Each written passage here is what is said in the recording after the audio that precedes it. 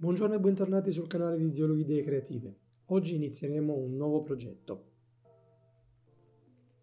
Inizieremo? Veramente l'ho già iniziato. Ma vabbè. Due amici a quattro zampe, Pepe e Fiamma, hanno chiesto aiuto a Zio Lu ed io, indossato la tuta da super zio, sono corso in loro aiuto. Pepe e Fiamma hanno bisogno di una casa. Ora giro la telecamera e vi faccio vedere di cosa si tratta. La mia idea era quella di costruire una cuccia per questi due gatti, sono fratello e sorella, si chiamano Pepe e Fiamma, sono due gatti neri. E come vedete avevo già iniziato il progetto senza filmare e poi ho detto ok dai, facciamolo completo. Questi sono tutti legni di recupero. Tra l'altro io avevo questo, che era già un cerchio, questo è un tamburato, diametro 54 cm, su cui poi ho fatto l'ingresso, queste zone con la sega a nastro, mentre l'arco con il traforo elettrico. Nella parte sotto in pratica ho fatto dei fuoriguida bloccando il cerchio, ho messo la colla e ho messo 4 viti per ogni lato. Prima di rifilare questo alla fresatrice l'ho ritagliato col seghetto alternato perché era un pezzo quadrato.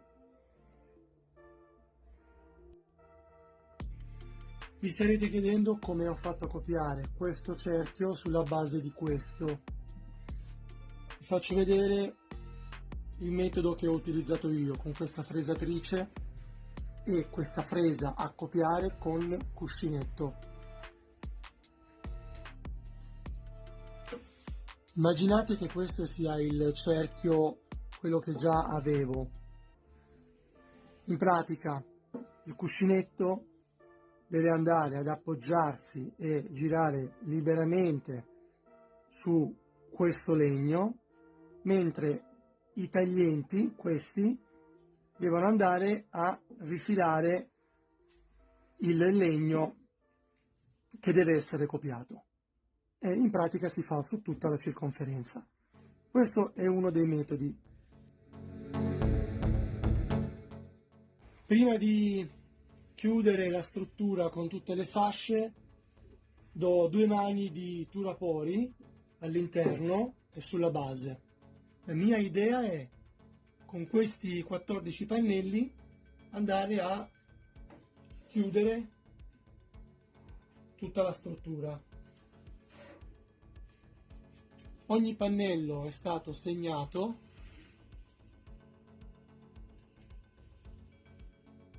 e poi verrà tagliato. Dopo aver tracciato con la matita di qua e di qua, ho fatto degli scavi in modo tale che potesse affondare su questa struttura qua. Ok, così. Ora nella fase successiva vi farò vedere cosa ho fatto. Ecco qui, mediante la pialla a filo ho dato una raddrizzata a tutte le tavole in ambo i lati, perché essendo dei pezzi di diversi bancali sono abbastanza storte e fatte male. Ed ecco la montagna di pezzi fatti.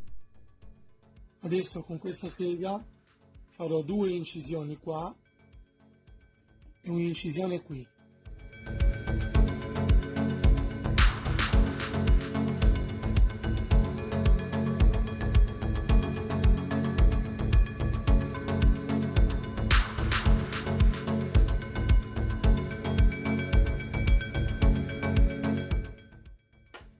Bene, adesso per ogni tavola dovrò fare un taglio in questo modo per far saltare questo pezzo qua e poi nella fase successiva li ripasserò tutti sulla troncatrice per dargli anche la curvatura. Procedo.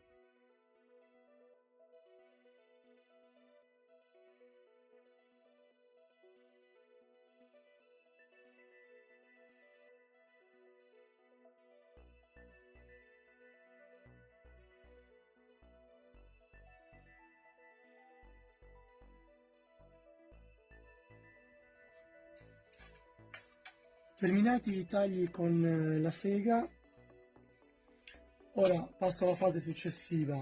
Ho calibrato la lama a 9 mm di profondità, adesso vado a fare questo lavoro qui.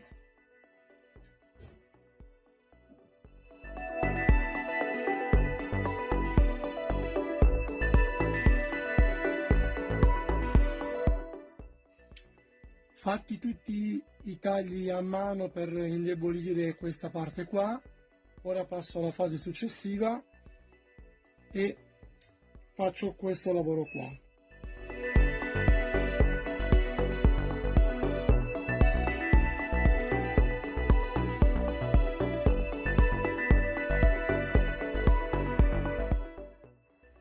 Sono arrivato a questo punto qua, ho fatto i solchi su tutti i legni. Ovviamente i legni saranno tutti da rifinire. Ho fatto una prova a secco. Adesso, siccome si crea questo spazio tra un legno e l'altro, qui vorrei provare a limare una parte. Devo capire il taglio a quanti gradi deve essere fatto, in modo tale da far combaciare bene le due tavole. E penso anche di piallarle prima, perché essendo dei bancali sono un po' storte, però insomma mi piace come effetto. Qui si va a tentativi. Facciamo una prova. Do una piallata negli angoli interni di alcune fasce e poi le provo a secco, vediamo cosa ne viene fuori.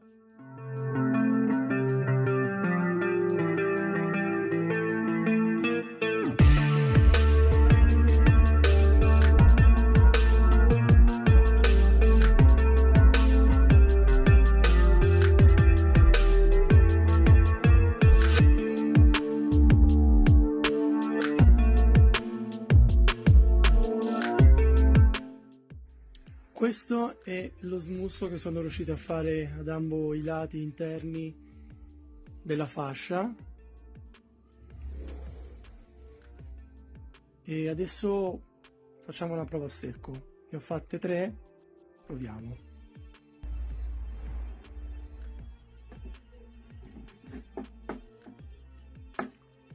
Ok, qui ho messo in squadro la prima fascia.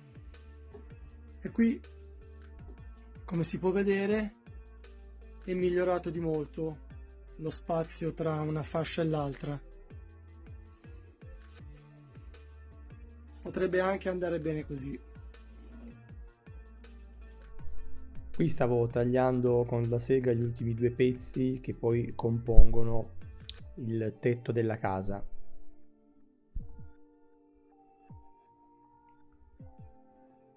Poi ho fatto gli incavi in ambo le estremità e fatto la prova a secco, ed è andata perfettamente nella sua sede. Quindi direi anche questo è andato bene.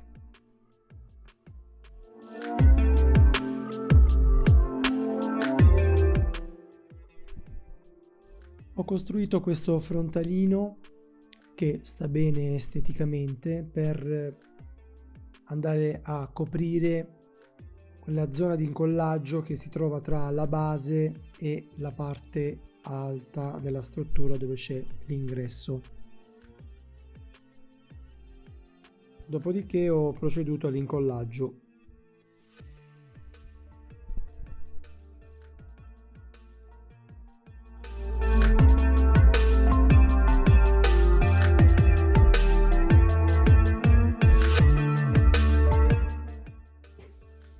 Buongiorno e bentornati nel mio laboratorio. Siamo arrivati alla fase di incollaggio delle fasce del tetto. Le ho suddivise per fasce che andranno a sinistra e fasce che andranno a destra, e le ho numerate tutte per semplificarmi il lavoro. Verranno incollate con questa tipologia di colla per esterni, quindi resistente all'umidità, all'acqua, eccetera. Su ogni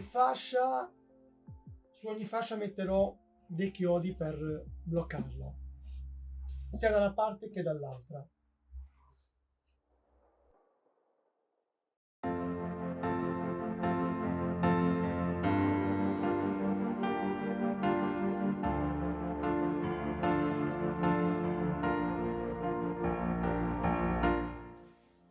adesso incollo la prima, comincio a mettere i chiodi, poi tolgo la squadra e vado avanti con la copertura.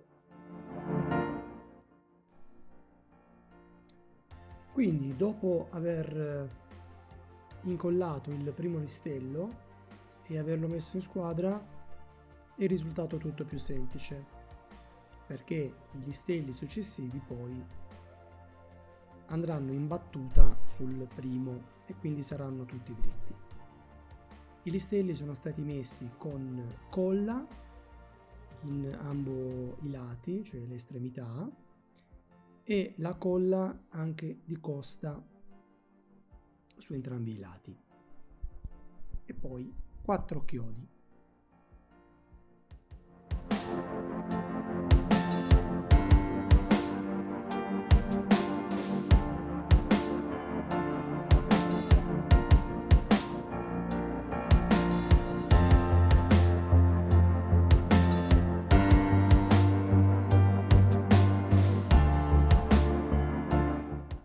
Con colla e segatura ho creato un impasto che è stato messo tra una tavola e l'altra, dove si creava magari dello spazio dovuto appunto alla difformità delle tavole, ed è un metodo molto utilizzato e utile più che altro. Dopodiché ho dato una smerigliata per togliere il grosso.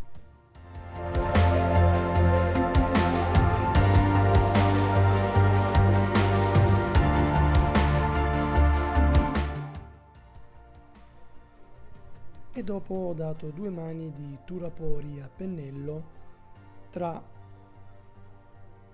i listelli per renderlo un po' più impermeabilizzato.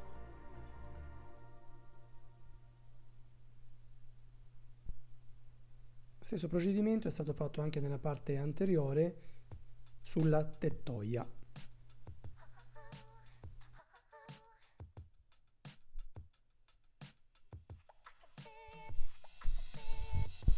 E dunque si procede nuovamente alla chiusura del tetto, sia da una parte che dall'altra.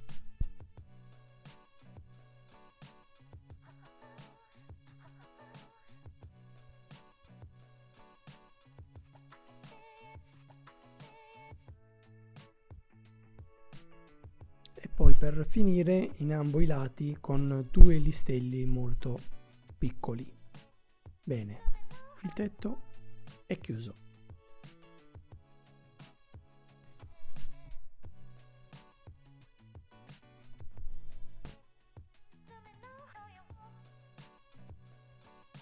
Siccome erano evidenti gli spigoli di ogni traversa, di ogni listello, ho voluto utilizzare la smerigliatrice angolare con il disco abrasivo per arrotondare il più possibile.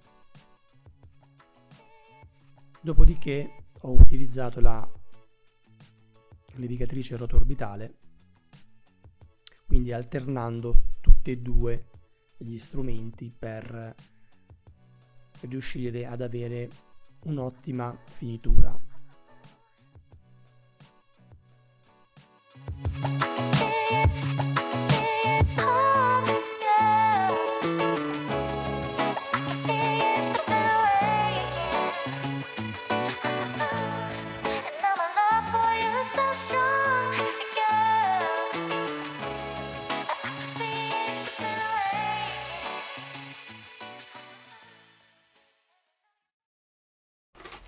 Bene, dopo la fase di sgrossatura e di levigatura delle fasce, passo alla fase di verniciatura e lo faccio con questo prodotto 2 in 1. Fa sia da impregnante che da prodotto finito.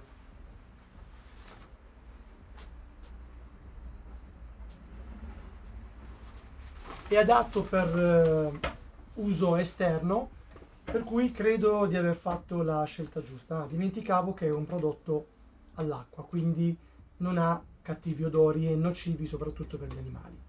Mi metto al lavoro, a dopo.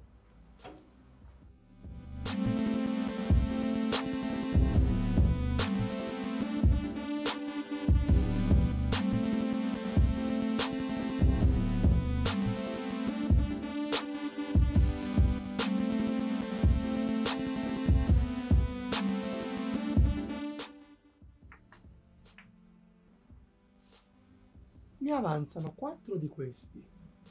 Dove posso metterli? Ho un'idea.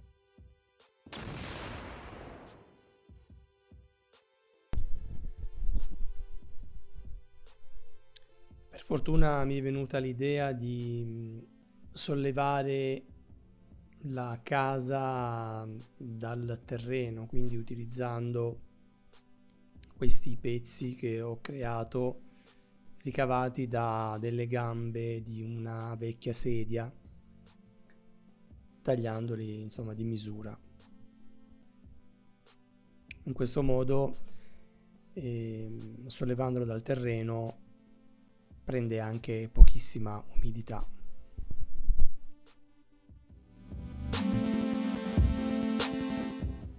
E questo dove andrà?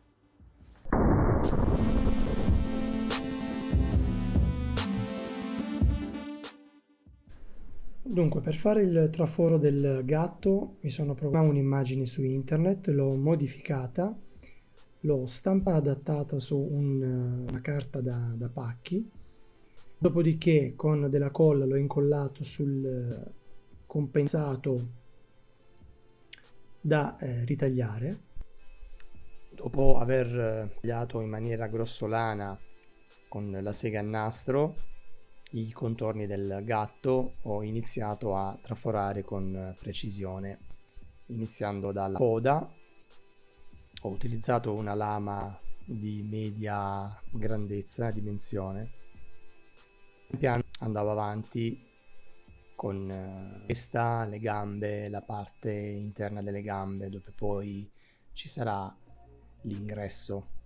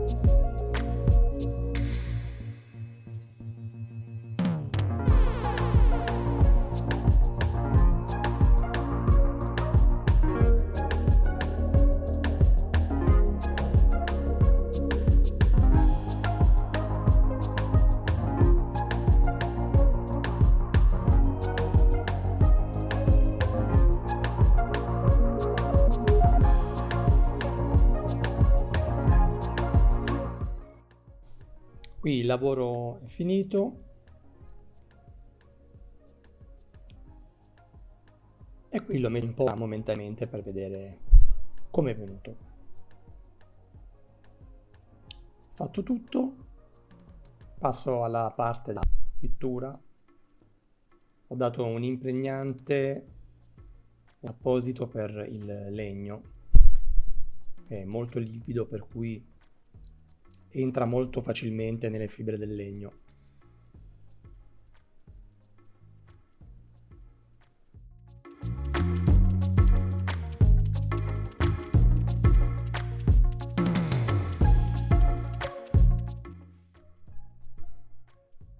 Questa è l'ultima fase, quella dell'incollaggio del gatto. Ho utilizzato la stessa colla per l'incollaggio delle varie fasce.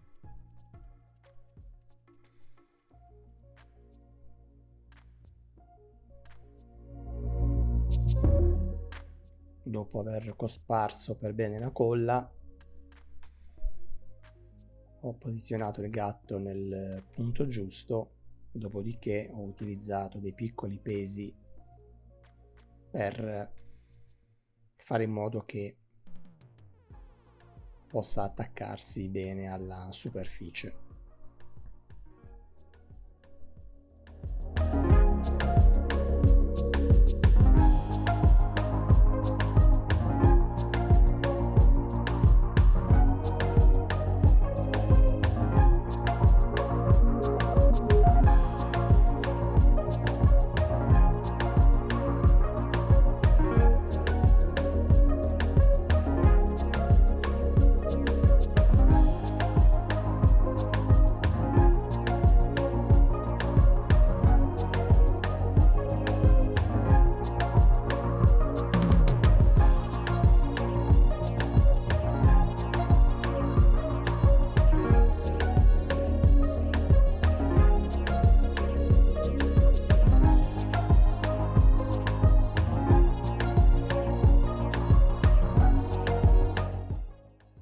Bene, il video è giunto al termine. Facciamo due conti. Per quanto riguarda la difficoltà nella realizzazione di questo progetto, in una scala da 1 a 10 darei 7/8, proprio per la sua complessità e per i vari grattacapo che ho incontrato durante le varie fasi di costruzione. Per quanto riguarda i materiali, mi sono procurato solamente 2 bancali per costruire le fasce del tetto, mentre i materiali rimanenti erano dei materiali di recupero che avevo già nel mio laboratorio. Ho acquistato soltanto la colla per incollaggi esterni e la pittura per la finitura. Se il video ti è piaciuto metti un like, se ti va iscriviti al canale e noi ci vediamo al prossimo video. Miau!